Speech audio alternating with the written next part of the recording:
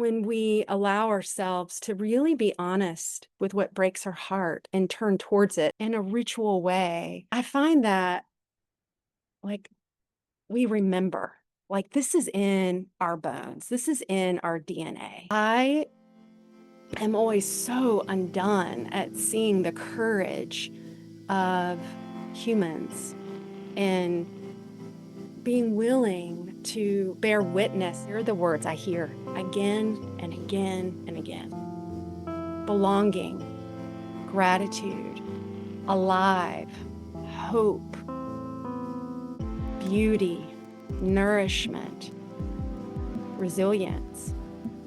It weaves us back into this fabric of belonging.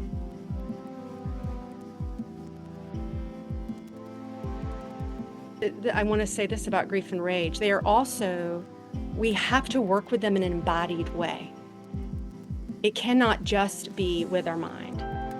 Having understanding and teaching with them is very important, but they have to be embodied. Part of the way that I work with grief and rage is what I call, and I've taken this from my teacher, Francis Weller, is warming practices. We do guided meditations of helping us find support. What does it feel like to feel support within the body?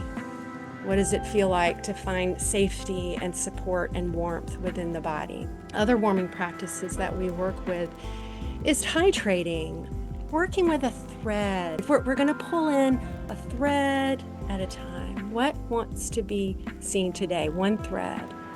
And we work with journaling and some writing prompts, and we give some very specific time with which to write. You know, it's very structured and contained, and there's an intention in that around safety and warmth and containment.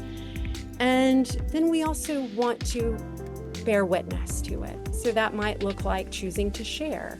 And then we also bring in ritual. So ritual is just bringing in beauty. It may even be working with nature, flowers, or having ways in which, prayerful ways of holding what breaks our heart in a communal container. You know, Francis calls it, we have all these hygiene practices where, like, you know, we work out, we take care of our bodies, we brush our teeth and floss our teeth. He says, but we need soul hygiene practices, ritual practices, high soul hygiene practices of naming and being with what our heart, with what breaks our heart, with what it longs for, with what it misses.